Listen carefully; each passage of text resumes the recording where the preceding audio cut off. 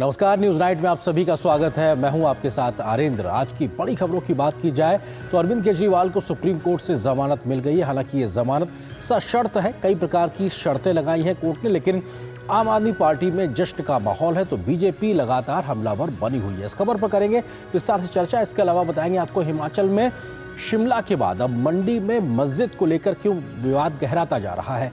बात होगी कर्नाटक के मांड्या की भी, जहां पर गणेश पूजा को लेकर हुए बवाल का मामला राजनीतिक तौर से लगातार गर्मा गया है। बात करेंगे बंगाल की भी, जहां पर जो विरोध प्रदर्शन चल रहा था वो अभी भी जारी है और किसी प्रकार का एक गतिरोध खत्म करने की स्थिति बने सरकार और प्रदर्शनकारियों के बीच में ऐसी स्थिति दिखाई नहीं पड़ रही। इसके अलावा भी दिखाएंगे आपको जम्मू कश्मीर और हरियाणा के विधानसभा चुनाव से जुड़ी खबरें होंगी। देश दुनिया की महत्वपूर्ण खबरें। शुरुआत हेडलाइंस के साथ। दिल्ली के मुख्यमंत्री अरविंद केजरीवाल को सुप्रीम कोर्ट ने कड़ी शर्तों के साथ दी जमानत। सीबीआई की गिरफ्तारी को ठहराया सही। भाजपा ने कहा अरविंद केजरीवाल एक बेपरवाह सरकार के लापरवाह मुख्यमंत्री, नैतिकता के आधार पर दें इस्तीफा।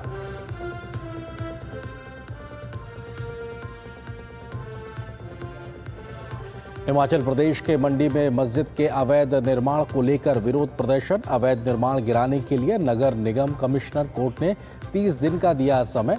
सीएम सुक्खू ने कहा अवैध निर्माण पर सरकार कार्रवाई करने के लिए तैयार।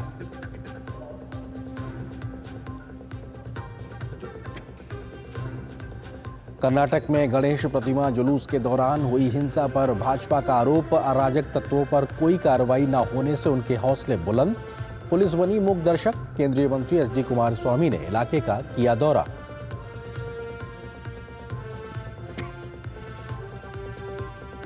पश्चिम बंगाल में जूनियर डॉक्टर के रेप और हत्या के खिलाफ विरोध प्रदर्शन जारी। डॉक्टर और मुख्यमंत्री ममता बनर्जी के बीच नहीं बन पा रही बात।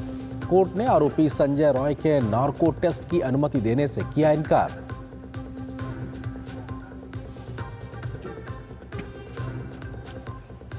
जम्मू कश्मीर विधानसभा चुनाव में निर्दलीय उम्मीदवारों ने उड़ाई पीडीपी और नेशनल कॉन्फ्रेंस की नींद। पहले 2 चरणों में 44% उम्मीदवार हैं निर्दलीय। तीसरे और अंतिम चरण के लिए दाखिल नामांकन पत्रों की गई जांच।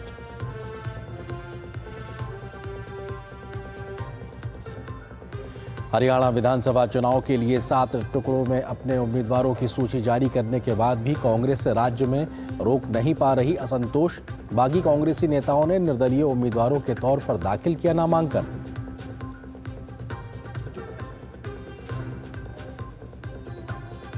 देश के कई राज्यों में बाढ़ और बारिश का कहर। उत्तराखंड में भारी बारिश का red alert. Uttar Pradesh, Delhi, NCR में बारिश से जनजीवन हुआ अस्त व्यस्त।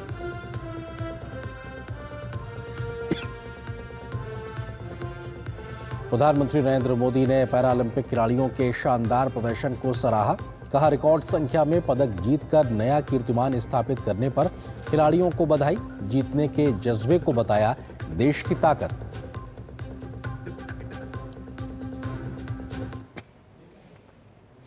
सुर्खियां आप देख रहे हैं, तो अब खबरों पर डालते हैं विस्तार से नजर। सुप्रीम कोर्ट से आबकारी नीति घोटाले के मामले में दिल्ली के मुख्यमंत्री अरविंद केजरीवाल को जमानत मिल गई है। सुप्रीम कोर्ट ने शुक्रवार को 2 याचिकाओं पर फैसला सुनाया। न्यायमूर्ति सूर्यकांत ने आबकारी नीति भ्रष्टाचार के मामले में मुख्यमंत्री अरविंद केजरीवाल को नियमित जमानत देने का फैसला सुनाया। इस संबंध में न्यायमूर्ति उज्जवल भुइया ने उनके फैसले पर सहमति जताई। कोर्ट ने केजरीवाल को 10 लाख रुपए के मुचलके और 2 जमानत राशियों पर जमानत दी। सीबीआई की गिरफ्तारी से जुड़ी याचिका पर जस्टिस सूर्यकांत ने कहा कि अपीलकर्ता की गिरफ्तारी अवैध नहीं थी। इस बीच अरविंद केजरीवाल आज देर शाम जेल से रिहा हो गए हैं। दिल्ली के मुख्यमंत्री अरविंद केजरीवाल को सशर्त जमानत मिलने पर बीजेपी ने कहा है कि भ्रष्टाचारी कट्टर बेईमान अरविंद केजरीवाल को सशर्त जमानत मिली है। जेल वाला सीएम अब बेल वाला सीएम बन गया है। अब अरविंद केजरीवाल को चाहिए कि वो अपने पद से इस्तीफा दे दें, लेकिन बेशर्म केजरीवाल ऐसा नहीं करेंगे क्योंकि उनमें जरा सी भी नैतिकता नहीं बची है। अब ये कहना गलत नहीं होगा कि भ्रष्टाचार युक्त सीएम अभियुक्त, अब वो अभियुक्त की श्रेणी में है। अरविंद केजरीवाल में एक बूंद नैतिकता नहीं बची है। जो अरविंद केजरीवाल राजनीति में आकर कहते थे कि अगर किसी नेता पर आरोप लग जाए तो इस्तीफा दे दे। आज वो कंडीशनल बेल पाते हैं और तब भी 6 महीने तक किसी संवैधानिक पद पे कोई व्यक्ति बैठा हो, उसके लिए तो एक दिन अगर वो जेल चला जाए तो बहुत बड़ी बात होती है। इस्तीफा दे देना चाहिए।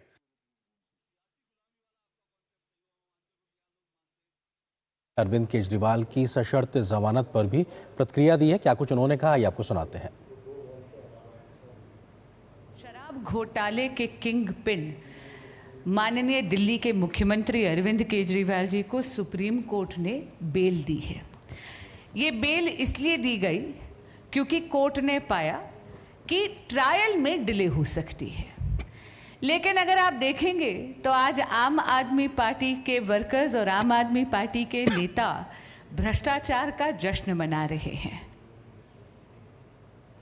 वहीं आम आदमी पार्टी के नेता मनीष सिसोदिया ने भाजपा पर केंद्रीय एजेंसियों का दुरुपयोग कर केजरीवाल के खिलाफ साजिश का आरोप लगाया।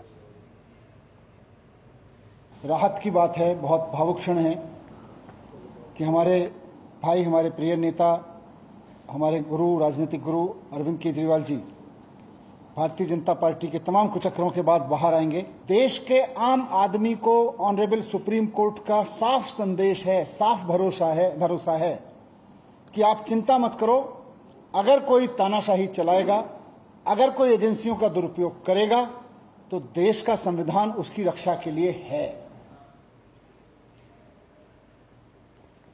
आपको बताते हैं कि आज का जो पूरा मामला है, जहां पे अरविंद केजरीवाल को जमानत मिली है, क्या कुछ बड़ी बातें हैं, क्या कुछ शर्तें लगी हैं, उसका हम जिक्र आपको तथ्यों के साथ में करते हैं और आपको दिखाते हैं कि आखिर कौन सी शर्तों को सुप्रीम कोर्ट ने सशर्त जमानत के समय लगाया है। केजरीवाल को मिली सशर्त जमानत, इसके तहत जो बड़ी शर्तें हैं वो क्या है। पहली शर्त यह है कि फाइल पर साइन नहीं कर सकते, किसी भी फाइल पर एक मुख्यमंत्री के नाते वो साइन नहीं कर सकते, ऑफिस नहीं जा सकते, यानी कि मुख्यमंत्री का जो ऑफिस है वहां पे वो नहीं जा सकते हैं, सचिवालय भी नहीं जा सकते हैं। इस बात को भी उसमें लिखा गया है कि इस प्रकार का वो काम नहीं कर पाएंगे। बयान नहीं दे सकते, किस पर, अपने मामले से जुड़े हुए किसी इस मामले को लेकर वो बयान नहीं दे सकते हैं। गवाह से बातचीत वो नहीं कर सकते, जो कि इस पूरे मामले और मुकदमे से जुड़े हुए लोग हैं, उन गवाहों से वो बातचीत नहीं कर सकते, संपर्क नहीं कर सकते हैं। केस की फाइल भी नहीं मंगा सकते, जो आधिकारिक फाइलें हैं पूरे शराब घोटाले के मामले को लेकर, उस फाइलों को वो मंगाकर उसको वो देख भी नहीं सकते हैं।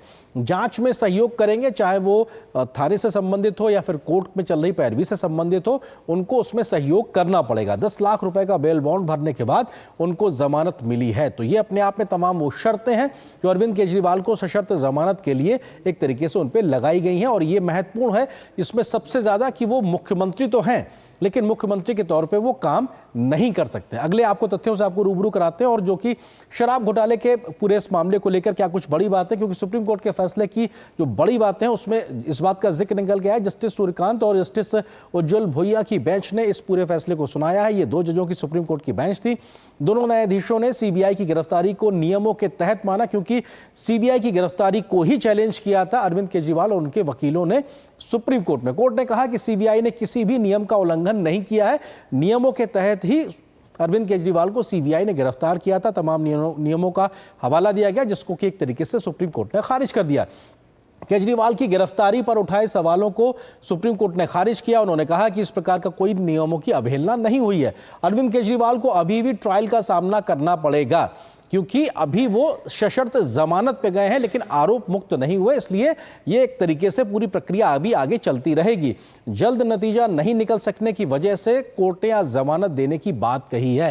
कोर्ट ने कहा कि फिलहाल जल्दी में ये कुछ नतीजा निकलता दिखाई नहीं पड़ रहा इस पूरे मामले को लेकर, इसलिए वो जमानत दे रहे हैं। और इस आधार पर आज सुप्रीम कोर्ट की तरफ से 2 जजों की बेंच ने अरविंद केजरीवाल को जमानत दी है। तो ये अपने आप में सुप्रीम कोर्ट के फैसले की बड़ी बात है। लेकिन आपको जिक्र करते हैं कि शराब घोटाले में बड़े नेताओं की गिरफ्तारी को लेकर किस प्रकार से बड़े बड़े नाम इसमें आए। अरविंद केजरीवाल एक बड़ा नाम है। इनकी गिरफ्तारी 21 मार्च 2024 को हुई, तो लगभग 177 दिन के बाद रिहाई हुई है। इसमें 21 दिन अगर हटा देंगे, जो कि प्रचार के लिए उनको लोकसभा चुनाव के प्रचार के समय उनको मौका मिला था, उनको हटा दिया जाए तो ये कम हो जाएगा, लेकिन 177 दिन के बाद उनकी रिहाई हुई है। इसी प्रकार से आम आदमी पार्टी के बड़े नेता संजय सिंह हैं, जो कि राज्यसभा के सांसद, उनकी गिरफ्तारी 4 अक्टूबर को हुई, 2023 को हुई थी, और 181 दिन के बाद में उनकी रिहाई हुई थी। वो भी लंबे समय तक जेल में रहे थे इस पूरे मामले के दरमियान। इसके अलावा अगर तीसरा बड़े नाम के लिहाज से बात की जाए, मनोज सिसोदिया, जो कि उप मुख्यमंत्री भी दिल्ली सरकार में, उसके अलावा कई महत्वपूर्ण विभागों के मंत्री हैं, आम आदमी पार्टी के बड़े नेता हैं। उनकी गिरफ्तारी 26 फरवरी 2023 को हुई और रिहाई लगभग 510 दिन के बाद में हुई थी। सबसे ज्यादा समय तक मनीष सिसोदिया ही जेल में रहे हैं इस पूरे आबकारी मामले को लेकर। तो ये अपने आप में तीसरा बड़ा नाम। चौथा बड़ा नाम अपने आप में है वो के कविता का है, और इनकी गिरफ्तारी 15 मार्च 2024 को हुई थी। 150 दिनों के बाद उनकी रिहाई अभी कुछ दिन पहले ही हुई है। तो अपने आप में कम से कम बाकी काफी नाम है, छोटे बड़े, लेकिन ये 4 वो बड़े राजनीतिक तौर पे बड़े नाम हैं जिनको लेकर इस पूरी मामले में बहुत ज्यादा सियासत होती रही है। कुछ और तथ्यों से आपको रूबरू कराते हैं और आपको बताते हैं कि आखिर शराब घोटाले में बड़े जो आरोप है वो क्या है, वो जो पूरा मामला है वो आरोप, उसमें आखिर क्या लगे। ये आरोप लगे हैं कि शराब कारोबारियों को बड़ा फायदा पहुंचाने के लिए बनाई गई नीति, क्योंकि उनको फायदा हो सके इस बात को सोचकर ही नीति बनाई गई थी। मुनाफे से कारोबारियों ने आम आदमी पार्टी को दिया हिस्सा, क्योंकि जब कारोबारियों को फायदा हुआ आर्थिक तौर पर, उसका फायदा आम आदमी पार्टी तक पहुंचा। ये लगातार इस पूरे घोटाले को लेकर जो आरोप है उसका हम जिक्र कर रहे हैं। नई पॉलिसी बनाने से पहले ही आम आदमी पार्टी के हासिल की रिश्वत की रकम, क्योंकि उनको 100 करोड़ रिश्वत देने के जिक्र पूरी इस चार्जशीट के तहत किया गया है, यानी पॉलिसी बनाने से पहले उनको फायदा हुआ रिश्वत के पैसों से लेकर, ये सीधे आरोप है। नई शराब नीति बनाने की पूरी जानकारी अरविंद केजरीवाल को थी और किंग पिंग शब्द का इस्तेमाल चार्जशीट में किया गया है। ये अपने आप में दिखाता है कि अरविंद केजरीवाल की भूमिका पर लगातार गंभीर सवाल खड़े हुए हैं। केजरीवाल ने के करीबी विजय नायर के माध्यम से पैसे वसूले, इस बात का जिक्र भी चार्जशीट में निकल के आता है, और उनके माध्यम से पूरी डील होती रही थी, इसकी जानकारी अरविंद केजरीवाल को भी थी, उनके करीबी विजय नायर के माध्यम से। दक्षिण के शराब कारोबारियों को दिल्ली के शराब बाजार में एंट्री दिलाने को लेकर यह पूरी डील हुई थी कि आखिर जो साउथ का कार्टेल है उसको दिल्ली के बाजार में एंट्री मिलेगी, उसके आधार पर नई पॉलिसी बनाई जाएगी और उसका फायदा कारोबारियों को और उसके बाद आम आदमी पार्टी को मिलेगा। ये सीधे तौर पे बड़े आरोप है। तेलंगाना के पूर्व सीएम केसीआर की बेटी के कविता की बड़ी भूमिका का जिक्र लगातार इस पूरे घोटाले को लेकर रहा है, क्योंकि साउथ कार्टेल को दिल्ली तक एंट्री कराने में उनकी एक बड़ी भूमिका है। ये तमाम बातें चार्जशीट में भी लिखी गई हैं। के कविता ने दक्षिण के शराब कारोबारियों की आप नेताओं से मुलाकात करवाई, उनके भी अपने कई लोग हैं, विश्वसनीय लोग हैं, उनके आर्थिक हितकारों के साथ में जुड़े हुए लोग हैं, उनके माध्यम से ये पूरी डील आगे बढ़ी है। इस बात का जिक्र चार्जशीट में आरोपों के माध्यम से लिखा हुआ है। दक्षिण के कारोबारियों ने आम आदमी पार्टी को दी 100 करोड़ की रिश्वत, इस बात को लेकर लगातार चर्चा होती रही और इस बात के आरोप गंभीर तरीके से लगते रहे हैं। केजरीवाल ने रिश्वत की रकम का उस वक्त 2022 में गोवा का जो चुनाव हुआ विधानसभा का, वहां पर खर्च किया, इस बात को भी चार्जशीट में दाखिल किया गया है आरोप के तौर पर कि वो पैसा खर्च कहां हुआ, किस तरीके से हुआ है। ईडी की चार्जशीट में आम आदमी पार्टी भी आरोपी बनाई गई, यानी कि सिर्फ व्यक्ति नहीं बल्कि पार्टी, जो कि पहली बार है भारत में एक तरीके से किसी पार्टी को एक आरोपी बनाया गया, तो आम आदमी पार्टी भी इसमें आरोपी बनी है। तो ये अपने आप में तमाम बड़े आरोप है शराब घोटाले को लेकर, जो कि तमाम बड़े लोगों तक इसकी जांच की आंच जाती है और जमानत के बाद कई लोग इसमें रिहा हुए हैं। कुछ और तथ्यों से आपको रूबरू कराएं और आपको बताते हैं कि क्या थी दिल्ली की नई शराब नीति, इसके मुख्य पहलू क्या थे। सरकारी शराब की दुकानें उस वक्त बंद कर दी गईं जो कि पहले हुआ करती थी, और पूरा कारोबार निजी हाथों को सौंपने की एक नीति बनाई गई। इसकी वजह से नुकसान हुआ, कारोबारियों को बढ़ाया गया रिटेल मार्जिन, क्योंकि वो एक एक बोतल पे, शराब की एक बोतल पे ज्यादा मार्जिन ले पा रहे थे, लेकिन उसकी एक्साइज ड्यूटी कम कर दी गई, जिसकी वजह से सरकार के रेवेन्यू पे असर पड़ा और उसका जो राजस्व था वो कम हुआ। शराब उत्पादकों को रिटेल का मिला हुआ था लाइसेंस, यानी कि जो शराब उत्पादक थे यानी जो प्रोड्यूसर्स थे उनको रिटेल में भी मौका मिल रहा था। ये पहली बार था और इस वजह से भी कई प्रकार के गंभीर सवाल उठे।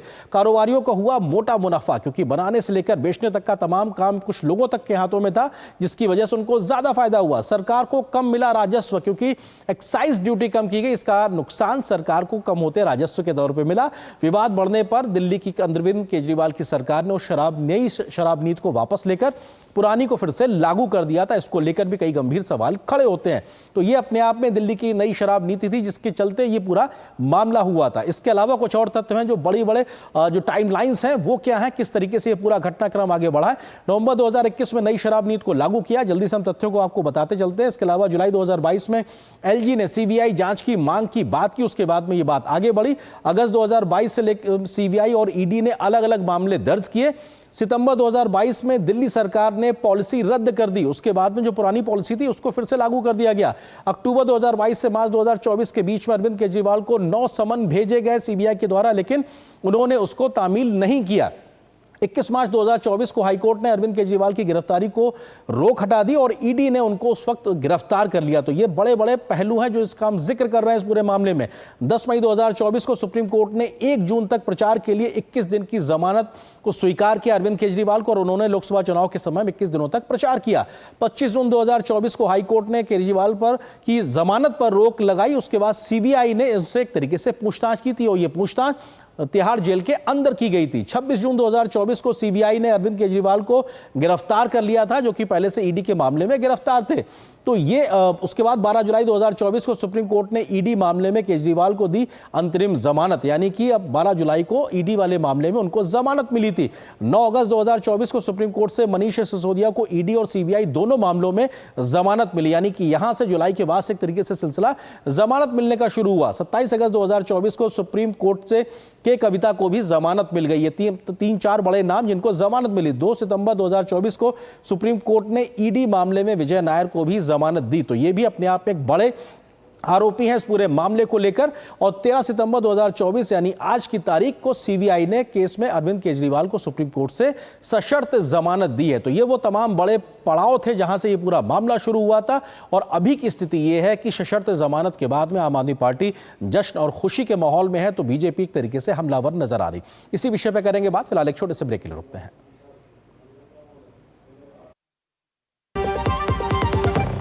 MDH का किचन किंग किचन में हो तो हम सब कुछ बना सकते हैं। बैंगन का भरता, आलू गोभी, भिंडी मसाला और भी बहुत कुछ।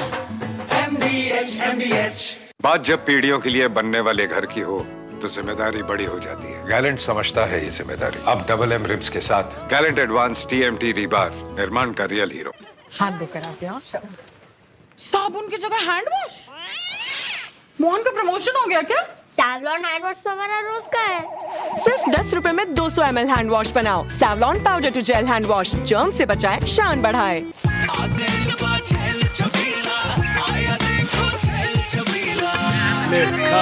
अच्छा भैया, मेरी गाय को भी अपने हाथों से चारा खिला दो। अरे खिलाई देते हैं।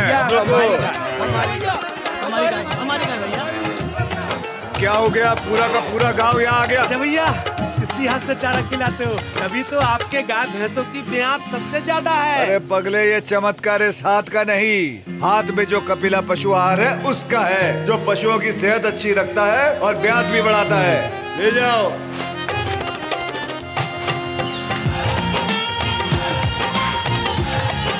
कपिला, देश का नंबर 1 पशु आहार। बेटियां घर की रौनक हैं। बेटियां घर संवारती हैं। बेटियां पीढ़ियां सजाती हैं। बेटियां घर की बुनियाद कहलाती हैं। बेटियों को सलाम करता है मोंगिया स्टील, स्टील का बादशाह। तड़के वाली, भोली भाली, मेहनत वाली, असली तड़के वाली, ये तो बड़ी समझदार, बड़ी होशियार। MDH के सही टेस्ट का असली टेस्ट, MDH जिंदगी वाली टेस्ट। और ब्रेक के बाद आप सभी का एक बार फिर से स्वागत। और ब्रेक पे जाने से पहले हम जिक्र कर रहे थे सुप्रीम कोर्ट से सशर्त मिली जमानत को लेकर, जो कि अरविंद केजरीवाल को आज मिली है। इस खबर पे हम करेंगे चर्चा। इससे जुड़ा हमारा विशेष, जेल से बेल पर बाहर आए अरविंद केजरीवाल, क्योंकि आज उनको लंबे समय के बाद जेल से बाहर आने का मौका मिला है, सशर्त जमानत मिली। इस विषय पे बात करने के लिए खास मेहमानों का पैनल मेरे साथ मौजूद है। मेरे साथ मौजूद हैं वीरेंद्र बब्बर जी, जो कि प्रवक्ता हैं भारतीय जनता पार्टी के, संजीव कौशिक जी आम आदमी पार्टी के समर्थित राजनीतिक विश्लेषक हैं, और हर्षवर्धन त्रिपाठी जी हैं, वरिष्ठ पत्रकार। आप तीनों का बहुत बहुत स्वागत है। संजीव जी, शुरुआत आपसे करते हैं, क्योंकि ये बहुत जरूरी है। सशर्त जमानत मिली है अरविंद केजरीवाल जी को, लेकिन एक जश्न बहुत बड़े स्तर का दिखाई पड़ रहा है, जैसे एक आरोप मुक्त हुए हैं वो। ये हर्ष की वजह क्या है? देखिए, दो बातें हैं। सबसे पहली बात तो ये कि जमानत मिली है, ये लोगों को एक्सेप्ट करना चाहिए। वही लोग जो लोग ये कह रहे थे कि जेल से जमानत क्यों नहीं मिल रही है, यदि वो दोषी नहीं है तो जेल में है वो, आखिर अभी तक जमानत मिल क्यों नहीं पा रही है, वो लोग आज ये बात कह रहे हैं कि जमानत मिल गई तो क्या हुआ। तो वो अपने तरीके से परिभाषित तो करेंगे, ये अलग बात है, लेकिन आज जो जमानत मिली और सुप्रीम कोर्ट ने जो बातें कही वो कई मायने में बेहद महत्वपूर्ण है, आम आदमी पार्टी के लिए भी महत्वपूर्ण है, और उसके साथ साथ कोर्ट ने जो बातें कही वो पूरे हिंदुस्तान के लोगों के लिए भी बेहद महत्वपूर्ण है। कोर्ट ने जमानत देते वक्त कहा कि सीबीआई को सचमुच में जो पिंजरे के तोता वाला जो छवि है उससे बाहर निकलने की जरूरत है। ये भी उन्होंने कहा कि चूंकि दो जजों की बेंच बैठी हुई थी तो दोनों जजों के बेंच के जरूरी नहीं है कि दोनों की सहमति बराबर हो, दोनों के अलग अलग सुर थे, लेकिन एक ने दो मामलों में जो सुनवाई चल रही थी, एक ने एक मामले में कहा कि नहीं जो गिरफ्तारी हुई थी वो सही गिरफ्तारी हुई थी, और एक ने उसमें अपनी असहमति जताई। जी मूल बात यह है कि क्या केजरीवाल को खत्म करने के लिए या आम आदमी पार्टी को खत्म करने के लिए भारतीय जनता पार्टी किस लेवल तक जाएगी। कोर्ट ने पूछा कि आखिर कोर्ट चाहते आखिर ये चाहते क्या है। आप यदि जेल में रख रहे हैं तो उसकी कोई एक सीमा रेखा होनी चाहिए। कितने दिनों तक अनलिमिटेड आप लगातार उन नेताओं को जेल में रखेंगे जिस पे एक आरोप है, कोई तो एक सीमा रेखा होनी चाहिए। और लगातार चूंकि पिछले बार में भी लोगों ने देखा कि इलेक्शन के वक्त उनको 20 दिन के लिए बाहर छोड़ा गया था, वो गए बाहर आए, कैंपेन किया और फिर वापस चले गए। तो हर मामले में अरविंद केजरीवाल ने बेहतर अपनी छवि बनाई है और दिखाई है। कोर्ट ने इन सारे बातों को बड़े गौर से देखा है। हाँ, निश्चित तौर पे कुछ लोगों के लिए उनके निर्णय में या उनके डिसीजन में कि आप बाहर जा रहे हैं तो जो सशर्त की बात हो रही है, अब वो ढूंढेंगे, उसमें कॉमा भी ढूंढेंगे, हलंत भी ढूंढेंगे, पूर्ण विराम भी ढूंढेंगे, लेकिन सच बात यही है कि केजरीवाल साहब आज बाहर आए हैं। निश्चित तौर पर एक चुनावी माहौल चल रहा है, हरियाणा में भी चुनाव है, एक ऐसी पार्टी जो 2 राज्यों में सरकार जिसकी है, अपने हाई मोरल के साथ पूरे जोश खरोशे के साथ आने वाले चुनाव में वो अपना पूरी ताकत झोंकना। ठीक है वीरेंद्र बब्बर जी, क्योंकि आप बीजेपी से नुमाइंदगी कर रहे हैं तो ऐसे में समझना जरूरी है कि आज बीजेपी तो ये कह रही है कि साहब अरविंद केजरीवाल को इस्तीफा दे देना चाहिए। आम आदमी पार्टी का तो ये मानना कि हमारे लिए अच्छा मौका है और अब जो चुनाव चल रहे हैं उसमें तो हम और बेहतर करते हुए नजर आएंगे, हमारे सबसे बड़े नेता बाहर आ गए। देखिए, नमस्कार आरेंद्र जी, सबसे पहले तो मैं आपके चैनल के माध्यम से आपके सभी दर्शकों को और सभी पैनलिस्ट को अभिनंदन करता हूं आपका। और अभी मैं सुन रहा था मुझसे पूर्व जो आम आदमी पार्टी के प्रवक्ता ने अपनी बात रखी, वो कह रहे हैं कि विपक्ष ढूंढेगा अल्फाबेटिक, कोमा और फुल स्टॉप। अरे भाई, क्लियर कर दिया है कोर्ट ने, ये कोर्ट के कागज है मेरे हाथ के अंदर, बिल्कुल क्लियर कर दिया है, पढ़ करके सुनाता हूं। पहले तो जो खुद को कट्टर ईमानदार कहने वाले जो मुख्यमंत्री हैं, कट्टर बेईमान साबित होते जा रहे हैं। जेल वाले सीएम जो है वो बेल वाले सीएम तो बन गए, और जमानत जो है अभियुक्त केजरीवाल की हुई है, दिल्ली के मुख्यमंत्री केजरीवाल की नहीं हुई। क्यों हुई, मैं ऐसा क्यों कह रहा हूं, मैं आपको बताता हूं। आपराधिक गतिविधियों में भागीदारी दिखती है, कोर्ट का कमेंट है ये। सुप्रीम कोर्ट के आदेश पैरा 36, उसमें ये कहा गया है अरेस्ट जायज है, मतलब पर्याप्त सबूत है। पैरा 47 पॉइंट डी जो कहता है किसी भी फाइल पर हस्ताक्षर नहीं कर सकते, सीएम ऑफिस नहीं जा सकते, मतलब जिम्मेदारी बनती है। शराब घोटाले में भागीदारी दिखती है। और उसके बाद आप कहते हैं कि ढूंढना कोई नहीं है, ये सब सामने लिखा है कोर्ट के अंदर, पूरा विस्तार से उन्होंने किया है। आप अगर ये फैसले को पढ़ करके आते तो आपको ये बात कहने की जरूरत नहीं पड़ती कि ढूंढेंगे। और जिस बेल के ऊपर आप इतना खुश हो रहे हैं, इतना जो जश्न मना रहे हैं, ये केवल एक जेल है। ये बेल का मतलब आप समझ लीजिए, ऐसा नहीं है कि पहली बार किसी मुख्यमंत्री को बेल मिली है किसी केस के अंदर। ऐसे ही इससे पहले स्वर्गीय सुश्री जयललिता जी को, लालू यादव जी को, मधु कोड़ा जी को भी जमानत मिली थी और बाद में उनको सजा भी मिली। और कोर्ट क्लियर कहता है, सुप्रीम कोर्ट, माननीय सुप्रीम कोर्ट के अंदर जाना पड़ा बेल के लिए 4 लेवल पार करके। और इससे पहले जो आप बात करते हैं, जब माननीय ईडी के मामले के अंदर माननीय सुप्रीम कोर्ट ने जब जमानत दी थी तो साथ में इसके अंदर एक लिखा हुआ सुझाव भी दिया था कि नैतिकता के आधार पर दिल्ली के मुख्यमंत्री जी आपको इस्तीफा दे देना चाहिए। वो अलग बात है कि आपने माना नहीं, और बाहर निकलते ही जो आपने किया वो पूरे देश, पूरी दुनिया ने देखा किस प्रकार के चीफ विजिलेंस ऑफिसर के रात के ऑफिस के दरवाजे खोल करके उसके अंदर से किस प्रकार महत्वपूर्ण घोटालों की फाइल को जो है वहां से निकाला गया। ये सबने देखा है, आपके किए हुए काम आपके सामने आ रहे हैं। दिल्ली और देश की जनता इन चीजों से अछूती नहीं है, सब समझते हैं। आप विराट की दृष्टि से इसे अपने लिए जितना भी चाहे उतना गेन करने का प्रयास कर लीजिए, पर दिल्ली की जनता, देश की ठीक है, दिल्ली की जनता भी इस बारे में तय करेगी। मैं आता हूं आपके पास भी, हर्षवर्धन त्रिपाठी जी वरिष्ठ पत्रकार हमारे साथ मौजूद है। हर्ष, एक अजीब सी स्थिति है। पहले आपने देखा कि अरविंद केजरीवाल जी मुख्यमंत्री बनने के बाद में मंत्रालय अपने पास जिम्मेदारी नहीं रखते हैं, मैक्सिमम चीजें रहती हैं मनीष सिसोदिया जी के पास में। अब एक ऐसी स्थिति आ गई है कि मुख्यमंत्री रहते हुए भी मुख्यमंत्री का काम ना कर पाने की एक कानूनी बाध्यता है। तो ये तो एक बड़ा विषम, एक अजीब सी स्थिति दिखाई पड़ रही है दिल्ली के लिहाज से। देखिए, मुझे लगता है कि आज आम आदमी पार्टी के लोगों के लिए जश्न मनाने का दिन है। इतने लंबे समय के बाद वो ठीक से निकल कर आए हैं, क्योंकि पिछली बार की जमानत तो पैरोल जैसी ही थी।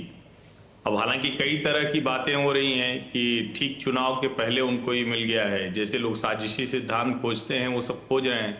कुछ लोग कह रहे हैं हरियाणा में वो निकलेंगे, कांग्रेस से समझौता भी नहीं किया, तो क्या हुआ आखिर कि कांग्रेस से समझौता क्यों नहीं हुआ और जमानत भी मिल गई।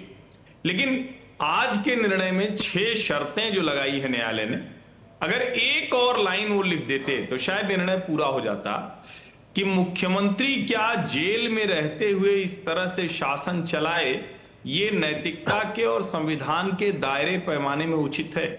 मुझे तो ये भी उम्मीद थी कि इतनी लंबी चर्चा बहस हो रही है न्यायालय में, तो ये भी बहस होनी चाहिए कि आगे से कोई व्यक्ति अगर जेल में जाता है, क्योंकि मैंने तो नहीं देखा किसी सामान्य व्यक्ति पर अगर कोई जेल चला जाए, कोई सरकारी अधिकारी चला जाए, और तो और मान लीजिए कोई पत्रकार चला जाए, तो क्या वो संपादक की कुर्सी पर बैठा रहेगा क्या? कोई आईएएस ऑफिसर चला जाए तो वो जिला चलाता रहेगा क्या? शर्मसार कर देने वाला है। और अरविंद केजरीवाल उसके बावजूद इस तरह से इसको प्रस्तुत कर रहे हैं, उनकी पार्टी के लोग प्रस्तुत कर रहे हैं। अब ऐसे तो जितने भी बड़े आरोपी होते हैं, कोई छोटा बड़ा आरोप नहीं होता, न्यायालय के सामने तो एक लाइन की बात होती है कि आरोपी है, एजेंसी उसे साबित करे, तब तक वो जमानत उसको मिल जाती है। इतनी सामान्य सी बात है। हाँ, निश्चित तौर पर क्योंकि लंबे समय तक वो अंदर रहे, तो शायद इसको अपने एक बैज की तरह, एक जीत की तरह प्रस्तुत करेंगे। ठीक है संजीव जी, ये बहुत महत्वपूर्ण है, क्योंकि जब अरविंद केजरीवाल और आम आदमी पार्टी ने पॉलिटिक्स में एंट्री की थी, बहुत हाई मॉरल ग्राउंड के साथ आए, तो उन्होंने कहा था कि साहब किसी पे आरोप लग जाए सार्वजनिक जीवन में तो पहले इस्तीफा दीजिए, आप पाक साफ होइए, उसके बाद किसी जिम्मेदारी पे आइए।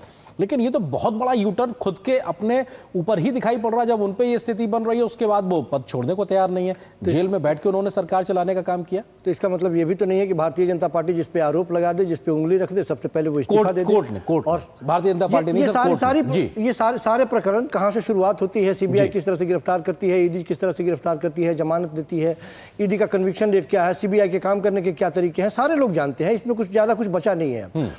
वो सारी परिस्थितियां जिस तरह से बनी, एक बार नहीं, ये भारतीय जनता पार्टी के लिए मुश्किल की घड़ी है, मुझे पता है।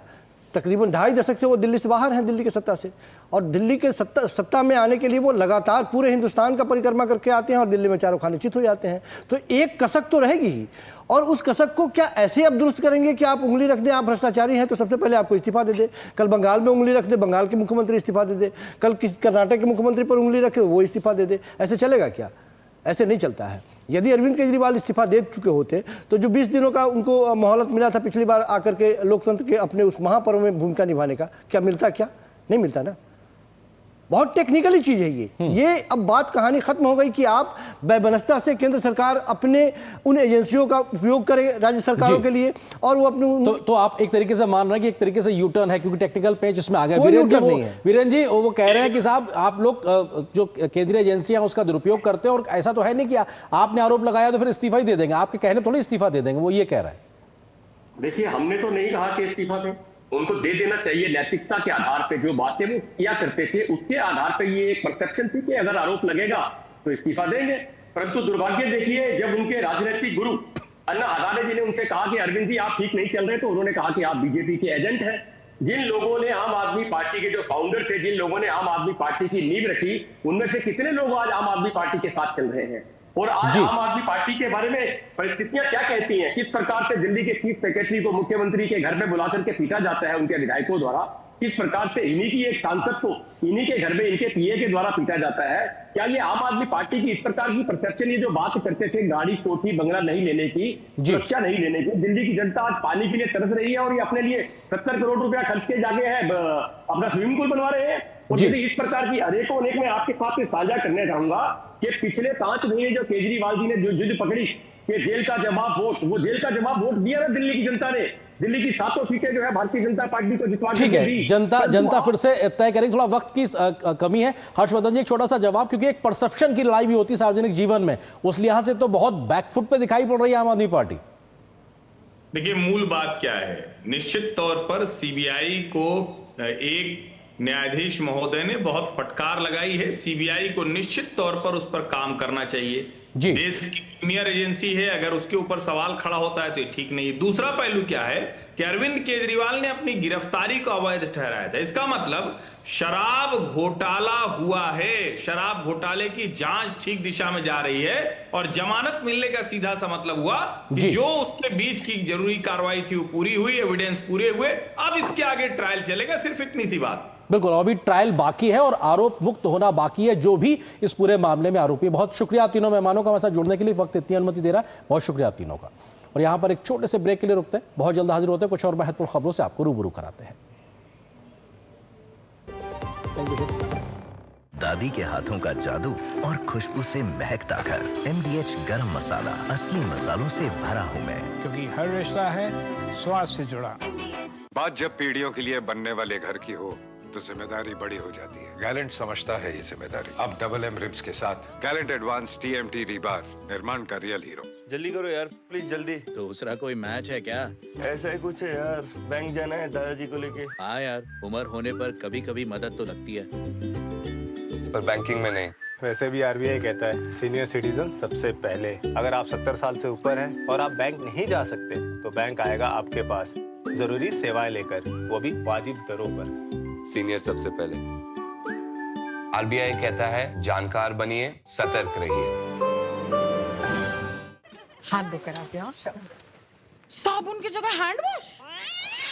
मोहन का प्रमोशन हो गया क्या? सैवलॉन हैंड वॉश तो हमारा रोज का है। सिर्फ 10 रुपए में 200 ml हैंड वॉश बनाओ। Savlon powder to gel hand wash, germ से बचाए, शान बढ़ाए।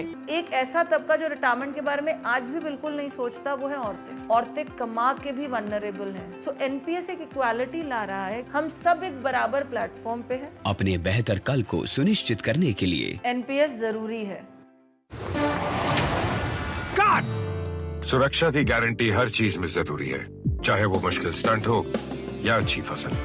इसलिए ले आइए IIL के ट्रैक्टर ब्रांड का शिनबा, जो देता है सुंडी और ट्रिप से सुरक्षा की गारंटी। बेटियां घर की रौनक हैं, बेटियां घर संवारती हैं, बेटियां पीढ़ियां सजाती हैं, बेटियां घर की बुनियाद कहलाती हैं। बेटियों को सलाम करता है मोंगिया स्टील, स्टील का बादशाह। शादी का किचन महके जहां, गोल्डी किचन किंग मसाले हो वहां। गोल्डी लाई है फ्रेश लॉक टेक्नोलॉजी, जो रखे मसालों को हर समय फ्रेश।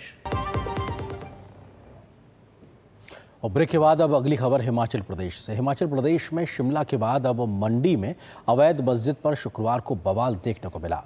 मंडी में जेल रोड में बनी मस्जिद में अवैध निर्माण को लेकर लोगों ने जमकर प्रदर्शन किया। वहीं नगर निगम ने इस अवैध निर्माण को तोड़ने के आदेश दिए हैं।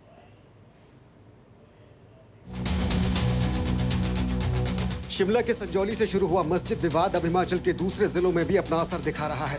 संजौली मस्जिद विवाद अभी कोर्ट में है, लेकिन मंडी में स्थित मस्जिद के विवाद में आज बड़े स्तर पर विरोध प्रदर्शन हुआ है। यहाँ भी हिंदू संगठनों ने आज रोष प्रदर्शन करते हुए मस्जिद को अवैध बताकर उसे गिराने की मांग की है। इस दौरान प्रदर्शनकारियों ने पुलिस बैरिकेडिंग तोड़ने की भी कोशिश की और पुलिस को प्रदर्शनकारियों पर वाटर कैनन का इस्तेमाल भी करना पड़ा है। मंडी के जेल रोड स्थित इस मस्जिद को लेकर हिंदू संगठनों का आरोप है कि ये पूरी तरह से अवैध है। इसकी वजह से लोगों को भारी परेशानियों का यहाँ सामना करना पड़ता है। मस्जिद के अवैध निर्माण को गिराने के लिए आज हिंदू संगठनों ने प्रदर्शन का ऐलान किया था। प्रशासन ने मंडी में इसे लेकर धारा 163 भी लगा रखी थी, लेकिन फिर भी यहाँ बड़ी संख्या में प्रदर्शनकारी जमा हुए और भारी विरोध प्रदर्शन किया गया है।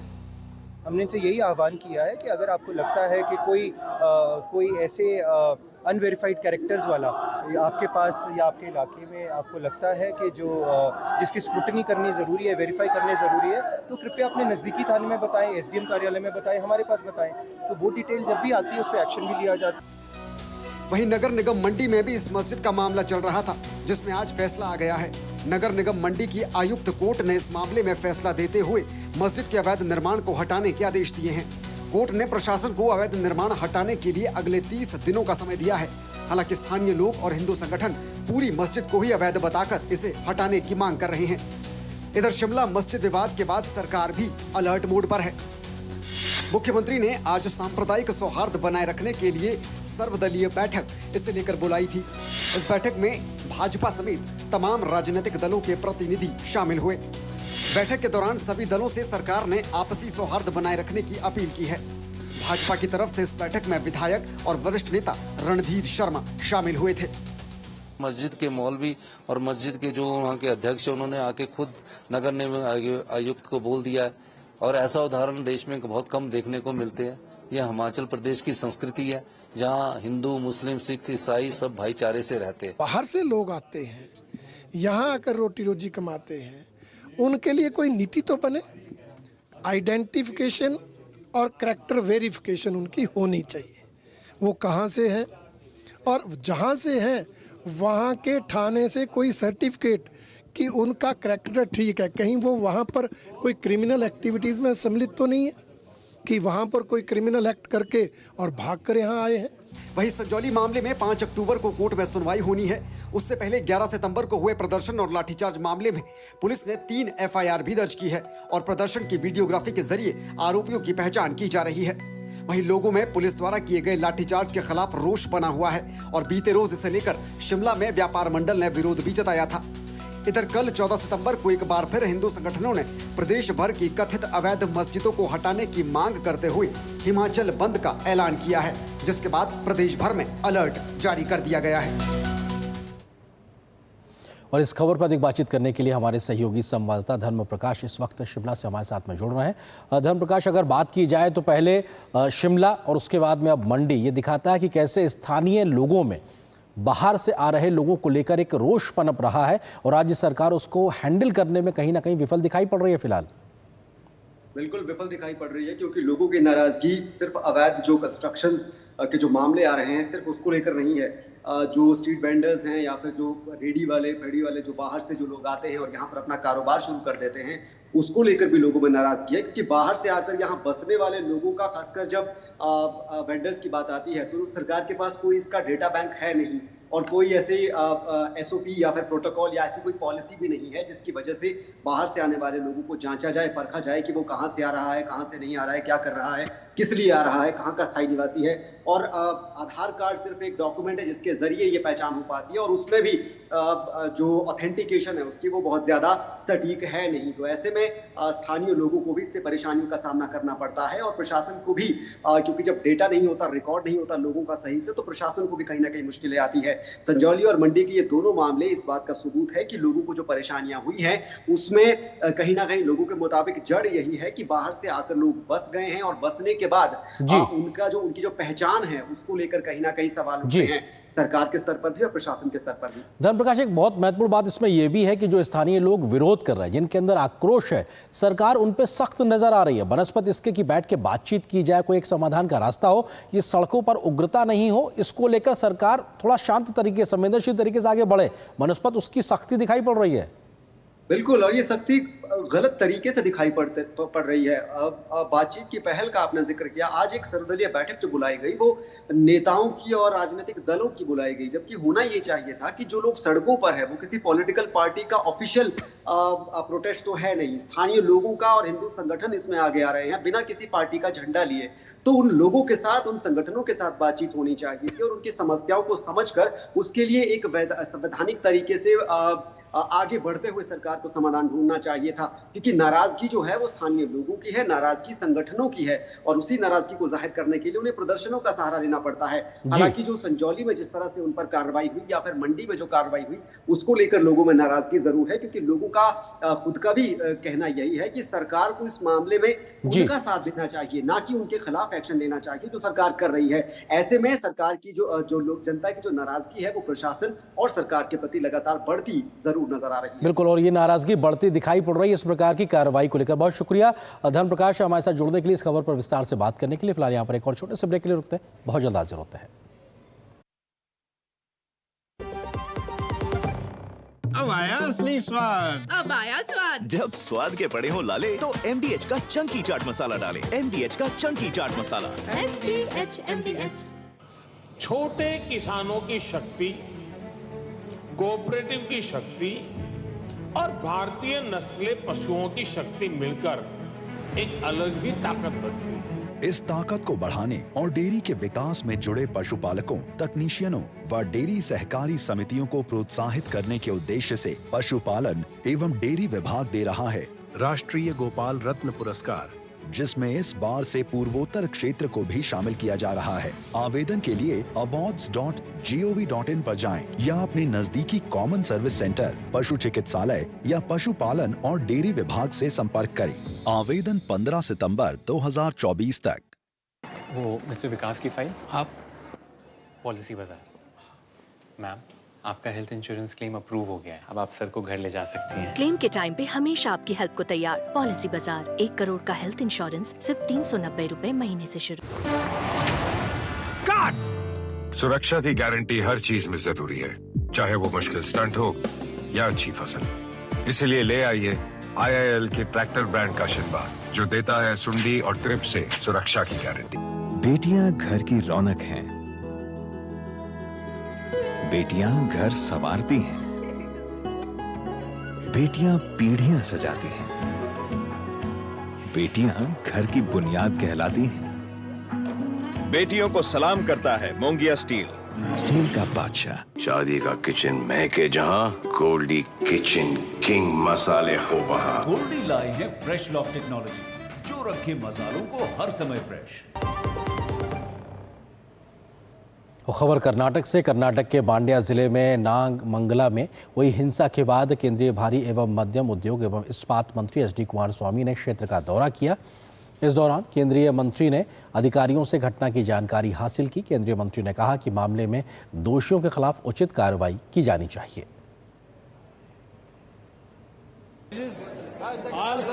Sponsored program of the government. All this is going on. The failure of the police machinery. They wanted to get some security from the government. They are unnecessarily misleading the government. These people, their failure, they wanted to get some relief. For that innocent people, they are taking action. You are not talking. Karnataka में गणेश प्रतिमा जुलूस के दौरान हुई हिंसा को लेकर भाजपा के सांसद तेजस्वी सूर्या ने राज्य सरकार पर निशाना साधते हुए कहा है कि वर्षों से अराजक तत्व पर कोई कार्रवाई न होने के कारण उनके हौसले बढ़ते जा रहे हैं और स्थानीय प्रशासन और पुलिस मजबूर होकर मूक दर्शक बनी हुई है। This is not the first time in Karnataka that these elements are attacking the police people. 2 years ago, these type of elements, these radical elements had even burnt the DJ Halli, KJ Halli police station. Had we taken proper action then and taught these elements a proper lesson, then today these elements, these Mohabbat ki Dukan elements, would not have dared to throw stones and petrol bombs against the police. So the police department in the state better stop listening to the political diktats of the Home Minister, his appeasement politics, and take strict action against these culprits. वहीं इस मामले पर कर्नाटक भाजपा ने party के विधायक CN अश्वत्थ नारायण की अध्यक्षता में एक फैक्ट फाइंडिंग टीम का गठन किया है। बिरती वसवराज, KC नारायण गौड़ा, लक्ष्मी अश्विन गौड़ा और बेंगलुरु के पूर्व पुलिस आयुक्त और पार्टी नेता भास्कर राव समिति के सदस्य होंगे, जो स्थान पर जाके पूरी जानकारी जुटाएंगे। और इस खबर पर अधिक बातचीत करने के लिए बेंगलुरु से हमारी सहयोगी संवाददाता शुभा हमारे साथ में जुड़ रही है। उनका हम रुख करते हैं। शुभा, अगर देखा जाए तो पूरे मामले को लेकर उस प्रकार की एक तत्परतापूर्ण कार्रवाई पुलिस की नहीं दिखाई पड़ी, इस वजह से भी लगातार एक राजनीतिक विरोध बढ़ता हुआ दिखाई पड़ रहा है। फिलहाल अभी का अपडेट क्या है कार्रवाई को लेकर? गणेशोत्सव एक ऐसा उत्सव है जिसमें ना धर्म को देखते हुए सभी लोग एक होकर इस उत्सव में मनाया जाता है, लेकिन इसी को देखते हैं हम पुलिस आरक्षण से पहले भी ज़्यादा प्रिपरेशन हो सकता था, लेकिन अभी हम देख सकते हैं मैसूर के मस्जिद के पास गणेश विसर्जन के समय गणपति मूर्ति के ऊपर पत्थर और चप्पल फेंकने का कोशिश की। इसके बारे में जो दो समुदायों के बीच झगड़ा हुआ है वो अभी हिंसा के रूप ले लिया है। अभी हम सराउंडिंग को देख सकते हैं कि घटना स्थल के 100 मीटर के अंतर में ही पुलिस स्टेशन है। पुलिस स्टेशन के आगे ही ये सारे घटना हुआ है। हमें इससे से हम देख सकते हैं कि लोगों के मन में जो पुलिस के वास्तव में जो भय है वो भय तो नहीं है।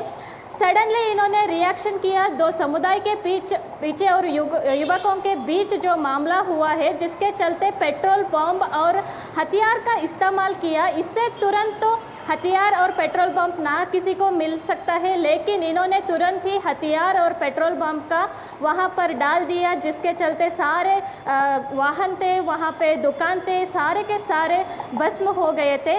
पुलिस ने 144 सेक्शन जारी करने का कोशिश की, लेकिन उससे पहले ही सारे घटना हुआ था जी। और हम ये देख सकते हैं सारे कार्रवाई में पुलिस ने किसी को ना बताए हुए और किसी का जो नियम जो था पुलिस का आरक्षण करने के लिए वो पहले से प्रिपेयर रहा तो ये सारे घटना नहीं हो सकता था, लेकिन ऐसे तो इन्होंने कदम नहीं उठाया था। उसके वास्तव में हम देख सकते हैं ऐसी घटना मंड्या में एक पहली बार नहीं बल्कि हजारों बार और पीछे भी हम देख सकते हैं ऐसे घटना बार बार होते रहते हैं।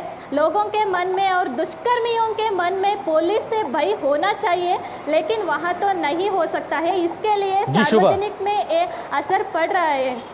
शुभा, इसीलिए शायद बीजेपी कह रही है कि अपीजमेंट पॉलिटिक्स की वजह से जो गलत काम करने वाले लोग हैं सोसाइटी में उनके हौसला बढ़ रहा है और पुलिस का भय उनके अंदर रही नहीं गया, इसीलिए लगातार हर साल इस प्रकार की घटनाएं देखने को मिल रही हैं। शुभा, हर साल ऐसा घटन हो रहे हैं, लेकिन पुलिस और सरकार ने जो नियम बनाना चाहिए वो तो नहीं बना रहे, बल्कि सरकार अपने आडಳಿत में अपने जो लाभ के अनुसार इन्होंने काम कर रहे हैं। लेकिन सार्वजनिक में क्या हो रहा है, हिंसा का घटन हो रहा है, दो समुदाय के बीच जो घटना हुआ है इसका परिणाम सार्वजनिक में हो रहा है। इसके सारे के सारे इंफॉर्मेशन ना पुलिस के पास है ना सरकार के पास है, और हम ये देख सकते हैं 2 दिन हो गए हैं अभी तक इनको इन्वेस्टिगेशन भी नहीं हुआ है कौन इस मामले के पीछे है और किस वजह से इन्होंने ऐसे घटना किया। ये सारे के सारे इंफॉर्मेशन अभी तक तो लोगों के सामने नहीं आया है, बल्कि सरकार के सामने भी नहीं है। बिल्कुल, सरकार और पुलिस कैसे काम करेगी देखना बड़ा दिलचस्प होगा, क्योंकि न्याय कैसे मिलेगा जब तक आप जमीन पर कार्रवाई नहीं करेंगे। शुभा, बहुत शुक्रिया इस खबर पर हमारे साथ बेंगलुरु से जुड़ने के लिए, विस्तार से बात करने के लिए शुक्रिया आपका। यहाँ पर एक और छोटे से ब्रेक के लिए रुकते हैं, बहुत जल्द वापस आते हैं। बढ़िया है, प्राकृतिक हल्दी, मिर्ची, धनिया। नहीं, मिर्ची, धनिया, हल्दी, MDH। बात जब पीढ़ियों के लिए बनने वाले घर की हो तो जिम्मेदारी बड़ी हो जाती है। गैलेंट समझता है ये जिम्मेदारी। अब डबल M रिब्स के साथ गैलेंट एडवांस TMT रीबार, निर्माण का रियल हीरो। हो गया इंतजाम। किसका? गुड्डी की फीस का। दिखा। 20,000 का लोन तुरंत। पता है कौन दे रहा है, ब्याज कितना है? लोन विनियमित संस्थानों से ही लें और कर्ज उतना जितनी जरूरत, वो भी जांच कर। हो गया इंतजाम। पगार एडवांस में भेजिए। RBI कहता है सही वित्तीय बर्ताव करे आपका बचाव। हाथ धोकर आते हैं। साबुन की जगह हैंड वॉश। मोहन का प्रमोशन हो गया क्या? सैवलॉन हैंड वॉश तो हमारा रोज का है। सिर्फ 10 रुपए में 200 ml हैंड वॉश बनाओ। Savlon powder to gel hand wash, germ से बचाए, शान बढ़ाए। अरे ऋषि, आज स्कूल नहीं गए? 3 महीने से फीस नहीं भर पाई तो निकाल दिया स्कूल ने। कहीं आपके बाद आपके बच्चों के सपने न टूट जाएं। आज ही लीजिए पॉलिसी बाजार पे 2 करोड़ का टर्म लाइफ इंश्योरेंस, सिर्फ 690 रुपए महीने से शुरू। सुरक्षा की गारंटी हर चीज में जरूरी है, चाहे वो मुश्किल स्टंट हो या अच्छी फसल। इसलिए ले आइए IIL के ट्रैक्टर ब्रांड का शिनबा, जो देता है सुंडी और ट्रिप से सुरक्षा की गारंटी। और खबर बंगाल से, कोलकाता की कोर्ट ने ट्रेनी महिला डॉक्टर से दुष्कर्म और हत्या के मामले में आरोपी संजय रॉय के नार्को टेस्ट की अनुमति देने से इनकार कर दिया है। वहीं इस मामले को लेकर ट्रेनी डॉक्टर्स का अभी भी राज्य सरकार के खिलाफ प्रदर्शन जारी है और बातचीत के माध्यम से इसका समाधान निकलता नहीं दिख रहा। कोलकाता के RG कर अस्पताल में हुई दरिंदगी के खिलाफ विभिन्न मेडिकल कॉलेज के जूनियर डॉक्टरों के नेतृत्व में विरोध प्रदर्शनों का सिलसिला जारी है। जूनियर डॉक्टरों का गुस्सा थमने का नाम नहीं ले रहा है। स्वास्थ्य भवन के सामने बारिश के बावजूद डॉक्टरों का धरना जारी है। वहीं विरोध प्रदर्शन के बीच ट्रेनी डॉक्टर्स ने स्वास्थ्य भवन में अभय क्लिनिक शिविर शुरू किया। जहां वो जरूरतमंद लोगों को स्वास्थ्य सहायता मुहैया करा रहे हैं। इस बीच 12 सितंबर को तीसरी बार ममता सरकार और डॉक्टरों के बीच चर्चा नहीं हो सकी, जिससे डॉक्टरों के आंदोलन को सुलझाने की कोशिश एक बार फिर विफल हो गई। हालांकि तीसरी कोशिश नाकाम होने पर ममता बनर्जी ने इस्तीफे की पेशकश की थी। डॉक्टरों ने गुरुवार को ममता बनर्जी के साथ बैठक नहीं होने पर कहा कि उनकी मांगे जायज थीं और वो बैठक को पारदर्शिता के साथ सीधा प्रसारण चाहते थे। हमारा जो बेसिक डिमांड था, एक मीटिंग का जो फॉर्मल वे है, लाइव स्ट्रीमिंग मांगे हैं, लेकिन हम लोग उसका वजह भी बोले हैं जो इसका क्यों हम लोग लाइव स्ट्रीमिंग चाह रहे हैं, लेकिन फिर भी प्रशासन इसको एग्री नहीं हुआ। ऐसा वैसा ऐसे ही बोलते हैं तो बोल देते हो बहुत कुछ, लेकिन होता तो कुछ नहीं। वो लाइव टेलीकास्ट भी कैंसिल कर दिया। हम लोग चाहते हैं कि हम लोग का जो मीटिंग हो वो सबके सामने, पूरा गवर्नमेंट के सामने, सबके सामने हो, सब देखेगा, पूरा जनता जो है उसके सामने देखने के लिए, बस यही बात है। गौरतलब है कि ममता बनर्जी ने मौजूदा हालात के लिए पहली बार माफी मांगी है। मुख्यमंत्री ने साथ ही ट्रेनी महिला डॉक्टर के रेप मर्डर मामले में प्रदर्शन कर रहे जूनियर डॉक्टरों से काम पर लौटने का आह्वान किया। इस बीच भाजपा प्रवक्ता शहजाद पूनावाला ने कहा कि ममता बनर्जी सरकार बेटी बचाओ के बजाय सबूत मिटाओ, सत्य को छुपाओ, बलात्कार बचाओ में लिप्त रही है और उन्हें जल्द से जल्द इस्तीफा दे देना चाहिए। ममता बनर्जी जी ने केवल और केवल निर्ममता का परिचय दिया है और लगातार जिस प्रकार से उनकी सरकार ने बेटी को न्याय दिलाओ नहीं बल्कि सबूत मिटाओ, सत्य को छुपाओ और बलात्कारी बचाओ किया है, ममता बनर्जी जी को बहुत पहले ही इस्तीफा दे देना चाहिए था। इससे पहले गुरुवार को पश्चिम बंगाल के राज्यपाल सीवी आनंद बोस ने इस मामले के विरोध में मुख्यमंत्री ममता बनर्जी के सामाजिक बहिष्कार की घोषणा की है। राज्यपाल ने कहा कि जब तक बंगाल के लोगों को न्याय नहीं मिल जाता और दोषियों को सजा नहीं मिल जाती, तब तक वो मुख्यमंत्री का सामाजिक बहिष्कार करेंगे। I resolve that I will socially boycott the chief minister. I will socially boycott the chief minister. Socially boycott means I will not be sharing any public platform with the chief minister, nor will I participate in any public program which involves the chief minister. वहीं trainee महिला doctor से दुष्कर्म और हत्या के मामले में CBI ने मुख्य आरोपी संजय रॉय का नार्को टेस्ट कराने की मांग की थी, जिसको लेकर आरोपी ने असहमति जताई, जिसके चलते कोर्ट ने संजय रॉय का नार्को टेस्ट कराने की मांग को खारिज कर दिया। Bureau report, DD news. और आपको दिखाते हैं विधानसभा चुनाव से जुड़ी हुई खबर।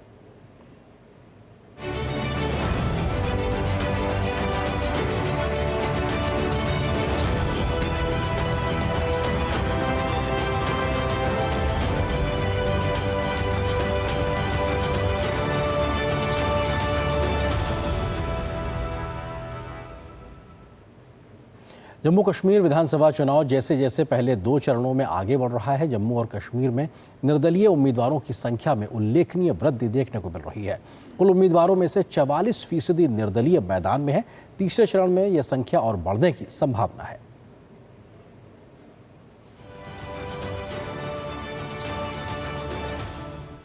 निर्दलीय उम्मीदवारों ने उड़ाई पीडीपी और नेशनल कॉन्फ्रेंस की नींद। पहले 2 चरणों में 214 निर्दलीय उम्मीदवार मैदान में किंग मेकर की भूमिका निभा सकते हैं। निर्दलीय 1986 के बाद पहली बार इतनी संख्या में चुनाव लड़ रहे हैं निर्दलीय। पहले 2 चरणों में 44% उम्मीदवार निर्दलीय। चुनाव आयोग की आधिकारिक वेबसाइट के डेटा के अनुसार जम्मू कश्मीर के कई निर्वाचन क्षेत्रों में निर्दलीय उम्मीदवारों की संख्या में वृद्धि हुई है।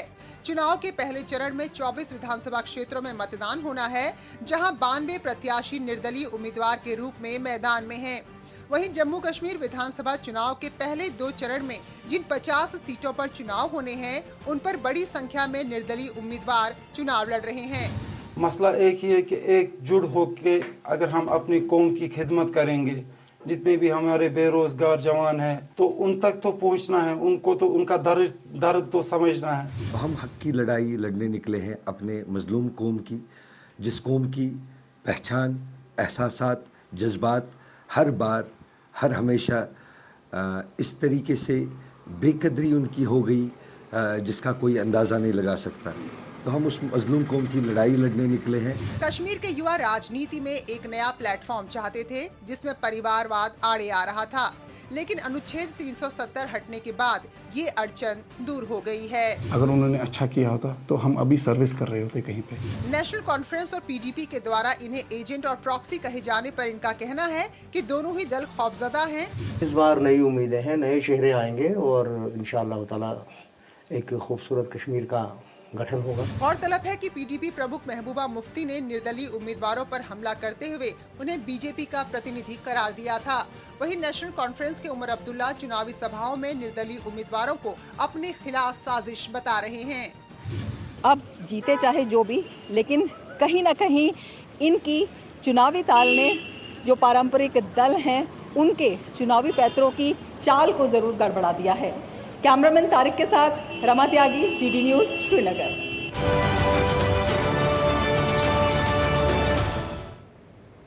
उधर हरियाणा विधानसभा चुनाव के लिए नामांकन दाखिल होने के बाद सभी राजनीतिक दल चुनाव प्रचार में जुट गए हैं। प्रधानमंत्री मोदी कल कुरुक्षेत्र से भाजपा चुनाव प्रचार के अभियान की शुरुआत करेंगे तो कांग्रेस के बड़े पैमाने पर बगावत देखने को भी मिल रही है।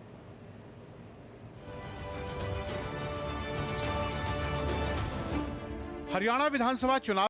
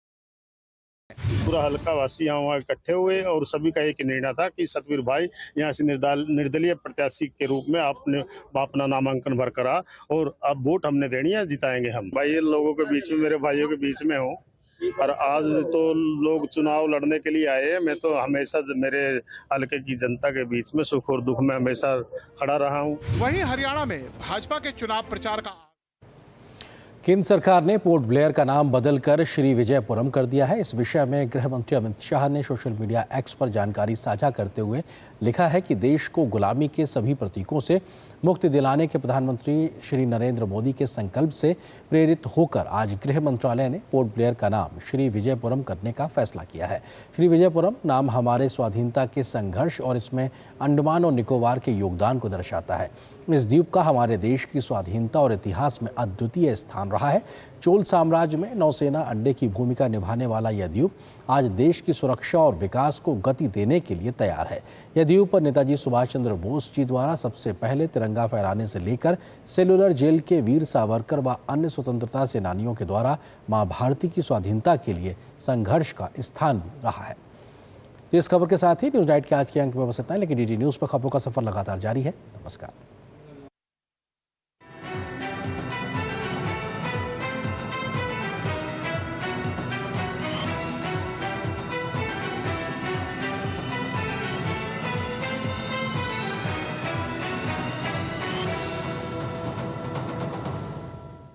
न्यूज नाइट के प्रायोजक थे गैलेंट एडवांस रैबर, निर्माण का रियल हीरो।